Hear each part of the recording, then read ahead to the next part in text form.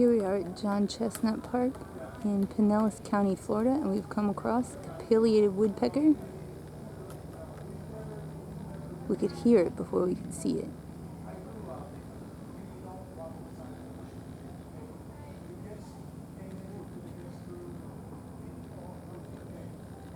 Pileated woodpeckers are some of the biggest woodpeckers in Florida. And they're called that because of that pointed, bright red triangular set of feathers on its head. It also, has a black stripe across its eye and a red stripe across its cheek.